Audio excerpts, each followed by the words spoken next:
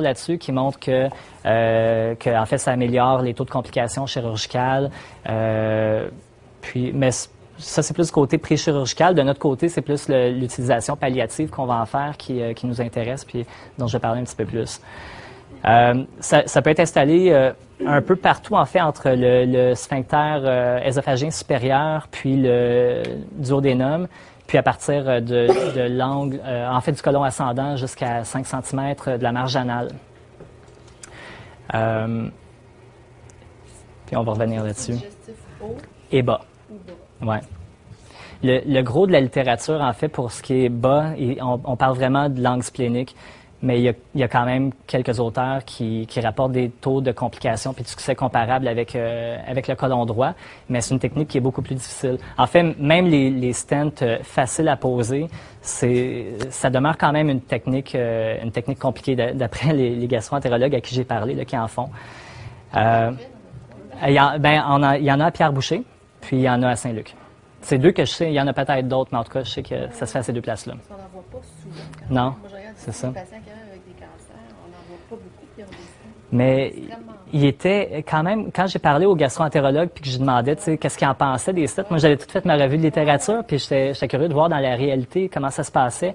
Puis il était pas super enthousiaste parce qu'il disait que c'est une technique qui est vraiment difficile puis les taux de complications dans la réalité sont probablement plus élevés que ce qu'il y a dans les études, parce que les études sont faites dans des centres tertiaires avec des grands spécialistes qui ne font que ça.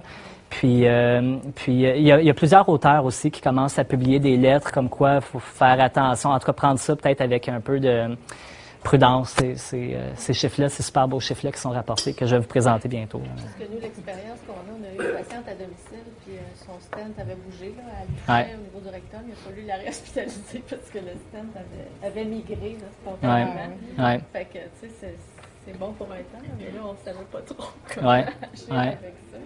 Tout à fait. Je pense que j'ai plus mon stent. Non, c'est ça, il sort, là. J'ai des images ici. Ça, c'est un stent qui a été posé au niveau de l'œsophage distal, en fait, de la jonction ésophagienne, gastro-ésophagienne. Donc, on voit à gauche qu'il y a une occlusion. On voit le liquide là, qui s'accumule, puis ensuite qu'il y a une petite lumière de rien qui passe. Puis après le stent, on voit que ça a vraiment ouvert la voie, puis que l'occlusion est relevée. Donc, les indications pour les stents ésophagiens, une occlusion maligne inopérable.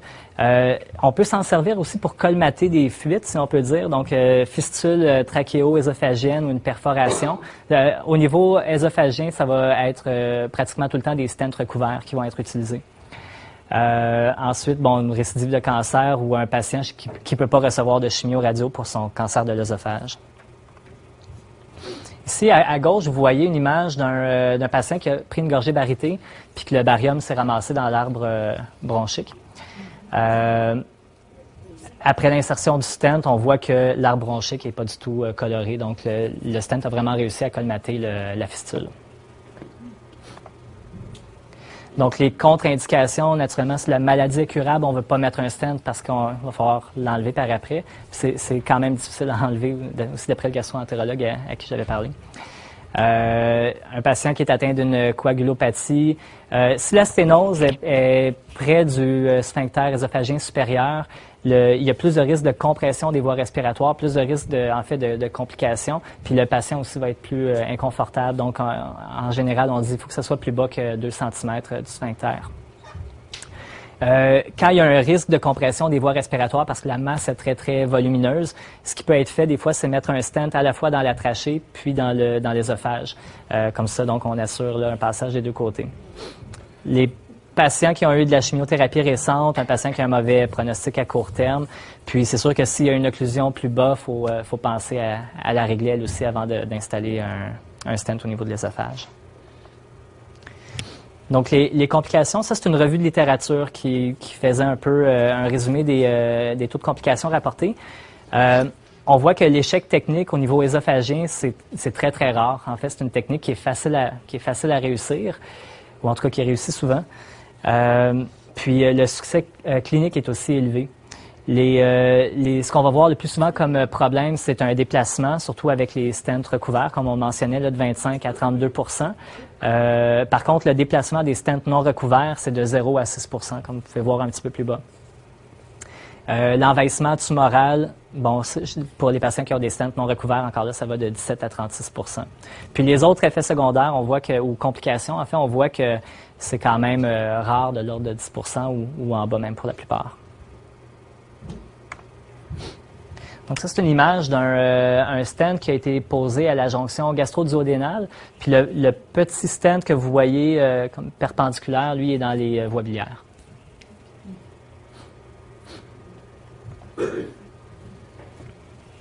Donc, au niveau plus bas, au niveau gastro-duodénal, les indications sensiblement les mêmes. Donc, fistule, une occlusion inopérable, s'il y a une récidive du cancer, là aussi de l'anastomose.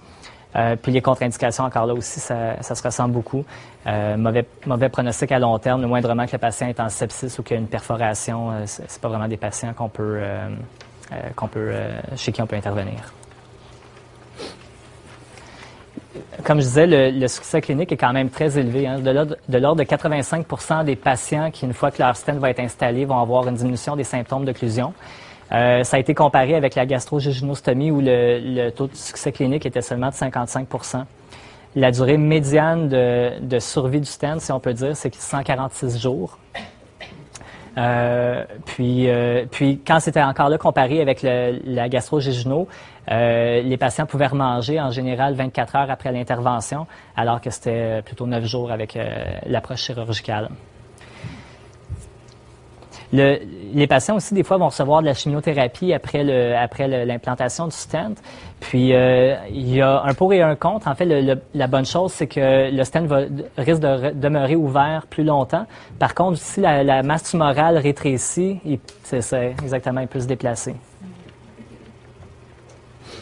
Ça, c'est un exemple d'échec, en fait, de réocclusion du stent. On voit qu'à gauche, ils ont passé la genre de fibre fluoroscopique, ils ont coloré l'intestin distal, puis on voit que le colorant n'arrive pas à remonter au-delà de l'occlusion. Donc, ils ont installé un stent, puis ils ont fait un contrôle quelques semaines plus tard, où on voit que le stent est vraiment comprimé par la masse, puis que le produit de contraste a vraiment l'air de s'accumuler là en amont de la tumeur.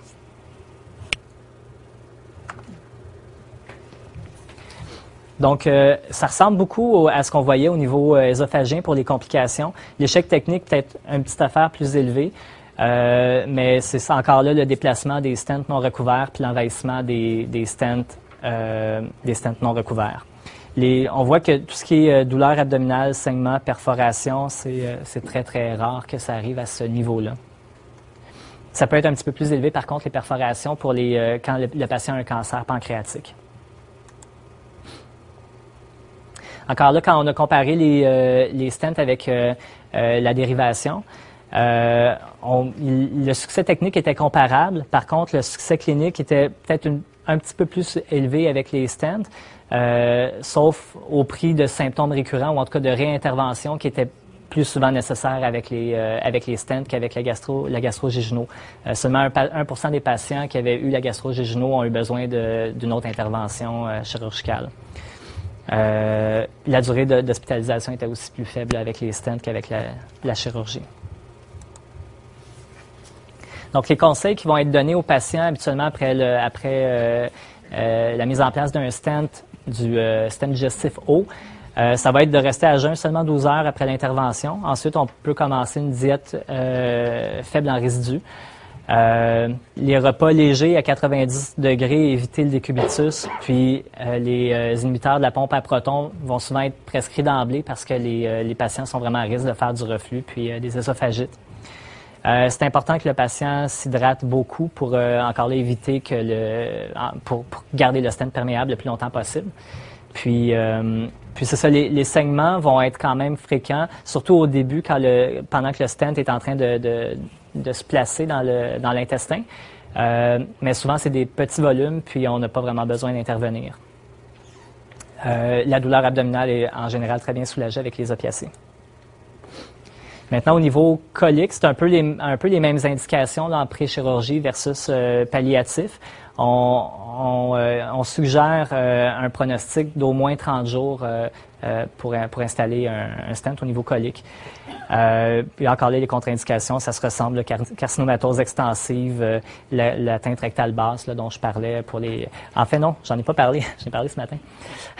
L'atteinte rectale basse, en fait, les stents peuvent être posés jusqu'à 5 cm de la marge anale. Puis il y a des auteurs qui rapportent que ça peut être mis même plus bas, mais le problème avec ça, c'est que une fois installé, le stent va avoir tendance à s'ancrer dans la muqueuse. Puis si le patient développe du ténisme ou de la douleur, le stent ne peut pas vraiment être enlevé quand il s'est bien implanté. Donc on peut finir par nuire au patient plus qu'on l'a aidé. Donc en général, les spécialistes vont préférer garder une distance d'au moins 5 cm. Donc, les bénéfices, encore là, succès clinique très, très intéressant, là, de l'ordre de 85 % quand le stent est bien installé. Ça peut être maintenu plus que 6 mois chez 58 à 75 % des patients. Est-ce qu'il y a une amélioration de la qualité de vie? Ça n'a pas été suffisamment étudié, mais il y a une étude qui, à l'intérieur d'autres paramètres qu'ils étudiaient, ils ont évalué la qualité de vie, puis il n'y avait pas d'amélioration de la qualité de vie avec l'installation du stent, malgré le fait que ça réduisait les symptômes de ballonnement, puis que ça rendait l'intestin perméable à nouveau. Fait que ça, c'est un peu préoccupant, mais d'un autre côté, ça n'a pas été assez étudié. Les stents demeuraient fonctionnels 307 jours. C'est la médiane, là, naturellement. Puis la survie médiane était à 62 jours. Donc, au niveau du côlon, encore un peu le même pattern avec le taux d'envahissement tumoral qui, pour les stents non recouverts, donc NR, on voit que l'envahissement, c'était de l'ordre de 15 % contre 4 % pour les stents recouverts. Le déplacement qui était plus rare avec les stents non recouverts, 2 % contre 21 % pour les stents recouverts. Au niveau du côlon, en général, on va plus utiliser des stents non recouverts parce que le patient a souvent un pronostic plus faible qui fait que les probabilités qu'on ait à réintervenir sont plus faibles aussi. Le taux de perforation est d'environ 4 %. Mais il y a une étude récente qui montrait qu'avec l'Avastin, le taux de perforation était vraiment beaucoup augmenté. C'était augmenté à quelque chose comme 17 % fait qu'il faut quand même avoir ça en tête là, si le patient est pour recevoir de l'Avastin. Puis, il y a une étude en Hollande qui a dû être arrêtée parce que ils comparaient les stents avec l'approche chirurgicale, puis ils se sont rendus compte que le taux de perforation était vraiment trop élevé avec les stents, puis ça a mis un terme à l'étude. Mais c'est la seule étude qui sort du lot comme ça. Donc, quand on compare avec la chirurgie, on voit que le succès clinique puis la sécurité, l'intervention, c'est à peu près comparable. Par contre, un séjour hospitalier qui est plus court avec les stents, puis il y aurait aussi moins de complications avec les stents, mais par contre, besoin de réintervenir peut-être un peu plus souvent.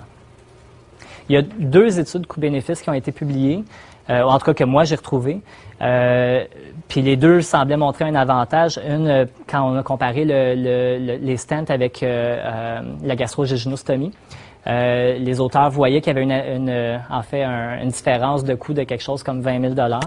Puis en 2005, ils ont comparé avec la brachythérapie, puis ils voyaient que le traitement avec le stent sauvait 15 000 €. Donc, quand le stent est installé plus au niveau colique, les conseils aux patients, c'est sensiblement les mêmes. Peut-être moins important d'éviter le décubitus puis de manger à 90 degrés. Mais par contre, c'est très, très important d'éviter la constipation. En fait, il faut éviter la constipation à tout prix. Huile minérale, lactulose, puis les auteurs suggèrent même du polyéthylène glycol pour donc Laxadé ou Go-Lite pour éviter qu'il se forme un fécalome à l'intérieur du stent. Non, on va prendre une petite pause pub. On va laisser l'ordinateur ça.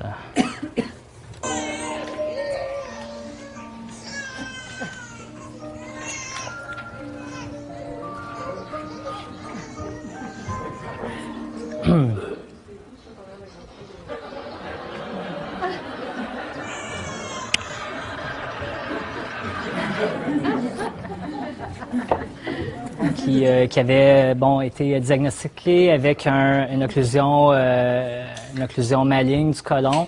Le patient a été opéré, c'était une lésion unique. C'est pas vrai, il y avait une lésion au niveau du côlon, mais aussi une lésion métastatique au niveau hépatique, puis il a été opéré pour les deux. Puis 2 ans plus tard, par contre, le patient s'est représenté avec, cette fois-là, par contre, une perte de poids importante, encore ces symptômes d'occlusion intestinale, mais beaucoup plus faible, beaucoup plus atteint, en fait, par son cancer. C'est un patient qui voulait pas avoir d'intervention trop agressive, puis qui voulait parce que là, c'était évident que le cancer était revenu, ça a été documenté au scan.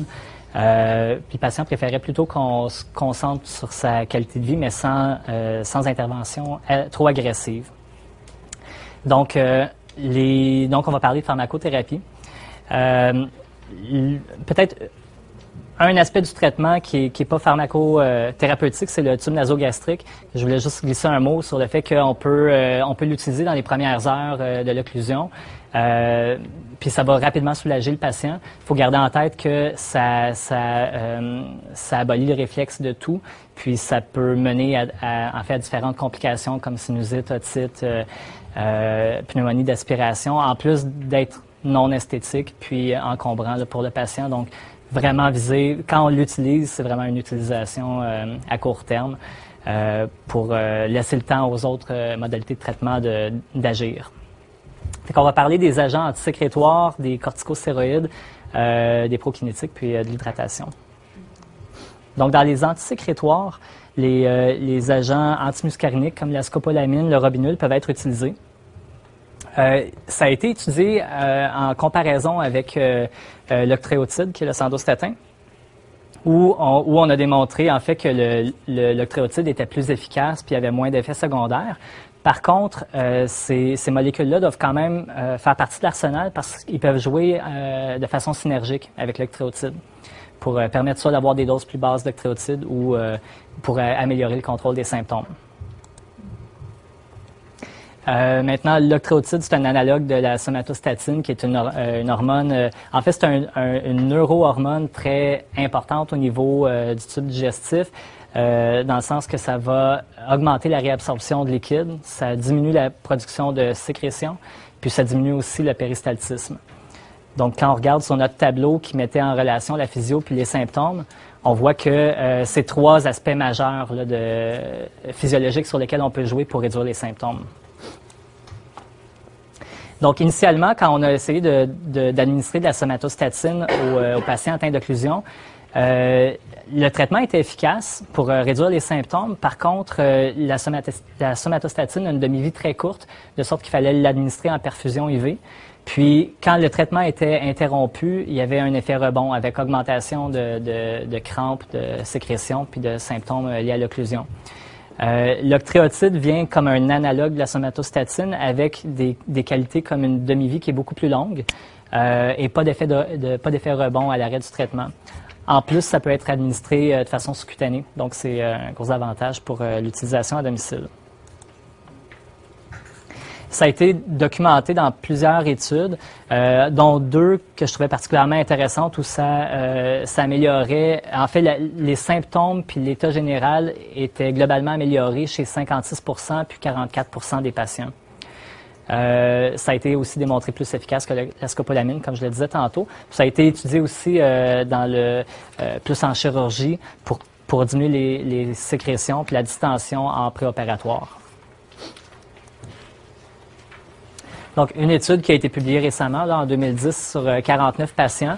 C'est une étude prospective, mais seulement descriptive. On n'a pas comparé avec d'autres molécules sur différents cancers, soit digestifs ou gynécologiques, puis autres aussi, qui montraient à peu près les mêmes scores. C'est des patients qui ont survécu en médiane 25 jours, mais 56% des patients avaient vu une amélioration de la qualité de vie. Qui est quand même un endpoint important pour nous. Puis on voit que la plupart des symptômes liés à l'occlusion étaient aussi améliorés chez ces patients-là. Un autre élément intéressant de cette étude-là, c'est qu'il voyait que les résultats que vous voyez plus haut étaient maintenus au 14e jour. Donc, il y a deux formulations pour l'octréotide. La courte action qu'on va habituellement utiliser avec des doses de départ de l'ordre de 50 microgrammes 3 fois par jour en sous-cutané. C'est un médicament qui est très, très bien toléré. Les études montrent une efficacité avec des doses de l'ordre de 300 à 900 microgrammes par jour, mais il y a des auteurs qui sont allés jusqu'à 3600 microgrammes par jour, puis il n'y avait pas vraiment plus d'effets. En fait, il n'y avait pas plus d'effets secondaires qu'avec les petites doses, puis il n'y a aucun patient qui a abandonné le traitement à cause d'effets secondaires causés par l'octréotide. Il existe aussi une formule longue action qui permet d'être administrée seulement une fois par mois. C'est avec la longue action, le plateau apparaît après 2 semaines de l'injection. Donc, souvent, il faut continuer avec des courtes actions pendant 2 semaines avant de considérer que le plateau est atteint avec la longue action qu'on a administrée. Donc, comme je disais, les effets secondaires, c'est très, très minime, tous en bas de 10 %. Il y a des rapports de cas de thrombopénie. C'est sûr qu'en soins palliatifs, c'est rare qu'on va aller le chercher, là, le documenter. Donc, petit quiz octréotide. Pour 4 semaines d'octréotide, 50 microgrammes, SCUT-TID, à main levée, qui pense que ça, c'est des chiffres de 2009 quand même, ça a peut-être augmenté, là, mais à main levée, qui pense qu'un traitement de 4 semaines serait 98,22 $. OK. 2,84 et 87. OK. Puis 419 et 16. Puis aucune de ces réponses, le restant, j'imagine. OK. En fait, la réponse, c'est 419. Puis quand on regarde pour des doses similaires d'octréotide longue action, le cours vient à près de 2000 $. Fait que, juste avoir en tête, ça va être utilisé, la longue action, particulièrement chez les patientes qui ont des néo-ovariens, puis chez qui on sait qu'il va y avoir un pronostic quand même de plusieurs semaines ou plusieurs mois. Pour la qualité de vie, ça vaut la peine d'éviter. Mais ça dure 4 semaines. Oui. Oui. Oui. Le longue action, oui. C'est une fois par mois. C'est ça. Là, c'est parce que c'est pour 4 semaines. Oui, on fait l'injection. Une injection. Et si l'injection, c'est pas pour un mois. C'est ça, on la donne à tous les mois, puis ça dure 1 mois. Ça revient à 2000 $ par mois. Une injection. Ouais. C'est ça.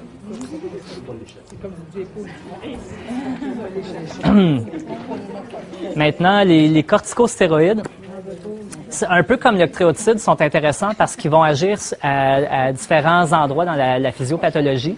C'est un antiémétique connu, ça peut être un co-analgésique, puis il y a aussi une action anti-inflammatoire. À considérer quand on prescrit les corticostéroïdes, bon, on sait tous que là, ça peut être un facteur de risque pour développer une mycose, une irritation gastrique, le Cushing, plus rare peut-être dans notre clientèle. Mais moi, ce qui me préoccupe, surtout chez mes patients ambulatoires, c'est la myopathie proximale, donc faiblesse là, des 2 ceintures. Parce que je veux que mes patients restent ambulatoires le plus longtemps possible. Puis quand les patients commencent à développer une myopathie, des fois, ils deviennent cloués au fauteuil ou au lit. La myopathie proximale peut apparaître après seulement 2 semaines de traitement. Fait qu'il faut toujours être vigilant là, quand on lui prescrit les corticostéroïdes, de surveiller et s'assurer que le patient développe pas ça. Par contre, la plupart des auteurs, puis ce que je vous mentionne ici, ça vient d'une revue de littérature Cochrane, où on voit que dans le fond, les corticostéroïdes, on a avantage à les utiliser pour une courte période pour voir s'ils fonctionnent. Puis si on n'a pas de réponse, on peut les arrêter après 5 jours. Si on a une bonne réponse puis que les symptômes sont contrôlés, on peut ensuite sevrer progressivement les patients. Donc, on a besoin de traiter seulement 6 patients pour avoir une amélioration significative. Donc, c'est un excellent chiffre. Les autres avantages, c'est que à court terme, il y a peu d'effets secondaires. Puis, c'est facilement administré à domicile. Ça peut être donné en sous-cutané aussi pour les patients qui vomissent. Et c'est peu dispendieux. Dose de départ recommandée, là, ça, j'ai pas vu vraiment d'études pour le documenter, mais la recommandation d'experts était plus aux alentours de 8 mg sous-cutané par 24 heures. Et puis, comme je disais, donc, on peut les arrêter si on voit aucune amélioration après 5 jours. Décadron, pour vous donner une idée, en une journée, un 4 mg BID, ça revient seulement à 3,22. Donc.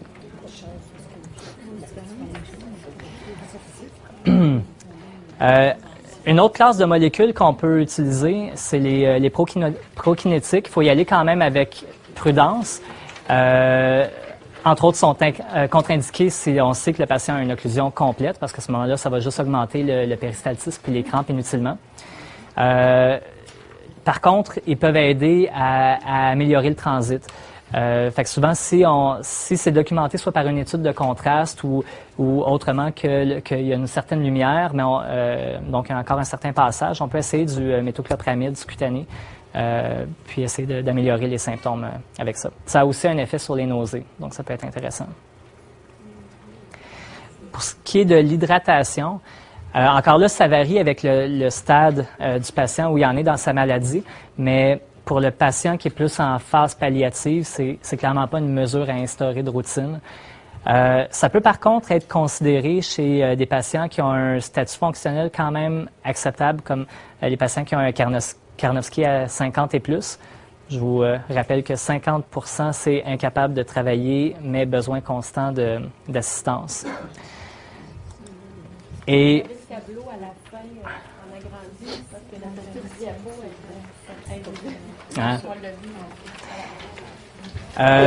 ça peut être indiqué chez les patients qui ont un pronostic de 2 mois, de plus de 2 mois, ou chez les patients qui ont une maladie qui est lentement évolutive. Les possibles bénéfices de l'hydratation, on parle de l'hydratation intraveineuse, hein? Ça peut réduire la nausée, ça peut réduire la somnolence ou la confusion.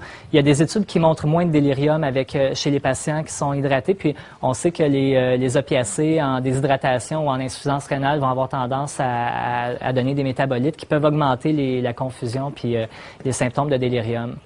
Donc c'est les possibles bénéfices à aller chercher. Par contre, encore là, il faut voir avec le patient qu'est-ce qu'il attend de l'intervention. Il y a aucune évidence dans la littérature que ça diminue la soif. En fait, ce qui est beaucoup plus documenté pour améliorer les symptômes liés à la soif, c'est d'avoir quelque chose dans la bouche, là, des glaces, des petites quantités de liquide, mais certainement pas l'hydratation en tout cas. Puis, il faut voir aussi, faut voir un peu aussi avec le patient, est-ce que le patient qui entre en occlusion puis qui entre en délirium avec le patient ou plutôt avec la famille, est-ce que c'est souhaitable d'essayer de gagner 2 semaines de vie ou est-ce qu'on ne devrait pas axer sur le confort maintenant puis le laisser partir de ça? Ça fait quand même partie des choses à explorer. Quand vous dites tropédeux, vous pensez que ça des choses sur sous-cutané? Non, c'est ça. J'ai vu... Parce qu'à domicile, on le fait à l'occasion. C'est vrai? Ben c'est ça. En fait, mais je pense que c'est une erreur. Je pense que c'est les études qui montraient, c'était pour les deux, mais c'était pas vraiment distingué entre sous-cut puis. Je pense qu'il y a peu d'études juste sur l'hypodermoclise. Mais c'est le problème en soins palliatifs. Hein. Donc ensuite, oups, on a perdu l'écran, mais vous avez vos. Bon, OK. Dans les antiémétiques qui peuvent être utilisés. Quand le symptôme principal, c'est les nausées, l'aldol est le premier choix, avec les autres molécules comme le prochlorpérazine, le stéméthyle. Juste comme ça, encore là, à main levée, est-ce qu'il y en a qui ont déjà vu une dystonie aiguë chez des patients en soins palliatifs qui étaient sous neuroleptique? C'est rare, hein? C'est rare. Cogentin quand même, si jamais ça arrive. Moi, ça m'est arrivé plus avec des jeunes patientes qui étaient traitées avec du stéméthyle pour des migraines ou des choses comme ça, mais en effet, en soins palliatifs, c'est très, très, très rare. D'autres antiémétiques qu'on peut utiliser, les anti-sérotoninergiques, qui sont par contre beaucoup plus chers, puis c'est rare qu'on a besoin de se rendre là, parce qu'avec tout ce qu'on a mentionné jusqu'ici, habituellement, on arrive à très bien contrôler les symptômes, mais ça fait quand même partie des molécules qu'on peut considérer quand on a des nausées réfractaires.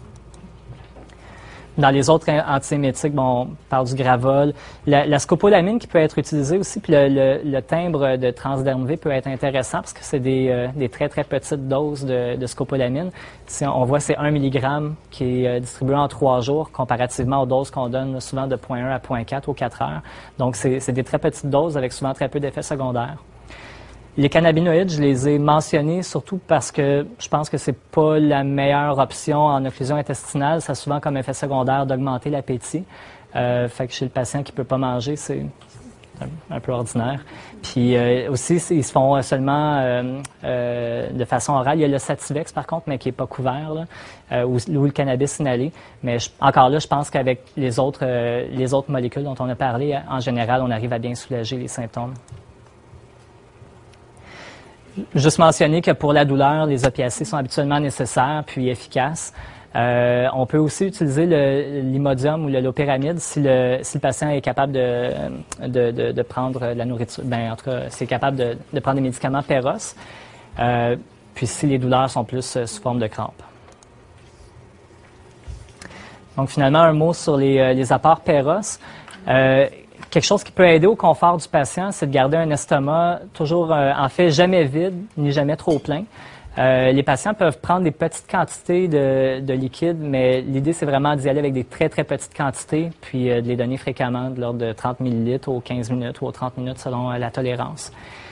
Les patients chez qui on va arriver à réduire les symptômes d'occlusion puis qui vont reprendre un peu de force, peuvent être tentés des fois de pousser un peu plus loin puis d'y aller avec les solides. Donc, il faut quand même les mettre en garde. Puis, si le patient va avec des solides, d'y aller avec des très, très petites quantités puis espacer beaucoup les repas pour voir comment il les tolère, là, pour pas que ça revire mal. Donc, en résumé, pour les traitements et indications, l'approche chirurgicale va être réservée chez les patients qui ont un bon niveau fonctionnel, qui ont un bon pronostic, en tout cas un pronostic en général de 60 jours et plus. Puis ça va être aussi l'approche favorisée pour les atteintes du grêle moyen et distal, parce qu'on n'a pas vraiment d'autres façons d'avoir accès à l'occlusion à ce niveau-là. Pour ce qui est de l'approche endoscopique, on va viser un niveau fonctionnel qui est au moins moyen, un pronostic d'au moins 30 jours. Puis ça va être ce qu'on va peut-être favoriser si le patient a un site d'occlusion unique, mais qu'il y a des contre-indications à la chirurgie. Et finalement, l'approche pharmacologique qu'on va garder pour les patients qui sont plus avancés dans leur maladie avec un mauvais pronostic ou des occlusions multiples, carcinomatose, acide, puis une progression rapide de la maladie. Donc, encore un petit tableau qui avait été publié par Ripamonti, puis qui fait un peu un résumé de la présentation. En fait, le patient qui se présente avec l'occlusion intestinale, on voit que la décision clinique va se baser sur plusieurs éléments. Qu'est-ce qu'on a comme investigation possible et pertinente? Qu'est-ce que nous dit la clinique? Qu'est-ce qui sont les facteurs propres au patient, ses désirs puis ses attentes, les facteurs techniques aussi. Puis donc, initialement, identifier la cause. Puis, à travers tout ça, nous, c'est sûr que comme professionnels, on se fait une idée, puis on voit un peu les valeurs du patient, puis son état. Puis, il faut faire des recommandations, puis je pense qu'il faut prendre position aussi, puis bien expliquer, par contre, ce qui motive notre opinion, dans le fond. Puis, ça, c'était dans le texte, puis je l'ai laissé. Je trouvais que c'était un bon point, qu'il n'y a aucune obligation à recommander un traitement futile. Puis là, on voit avec les stents qui s'en viennent peut-être, mais que c'est pas parce que c'est possible de le faire que c'est nécessairement bon pour notre patient. Fait que je pense que la discussion est très importante là. Et puis donc ensuite, la prise de décision avec le patient, vérifier sa compréhension, évaluer les risques, les bénéfices. Puis surtout, c'est un autre point que je trouvais intéressant, s'engager à assurer un suivi, peu importe l'option thérapeutique choisie. Moi, comme médecin de famille, je vois souvent des patients qui me mentionnent qui ont été abandonnés par leur spécialiste, abandonnés par leur oncologue. Puis dans le fond, c'est d'opter pour une option plus palliative, dans le fond, c'est pas, ou même si on réfère le patient ailleurs, c'est pas de l'abandonner. Puis je pense qu'il faut le mentionner parce que ça peut être perçu comme ça par les patients. Donc, il existe plusieurs interventions thérapeutiques, mais diagnostiques aussi, puis qui peuvent améliorer significativement le contrôle des symptômes et la qualité de vie. Par contre, pour choisir la bonne, ça prend une bonne évaluation. Puis, avec les soins appropriés, les patients en occlusion peuvent avoir une bonne qualité de vie, peuvent rester à domicile aussi jusqu'à la fin. Voilà, merci.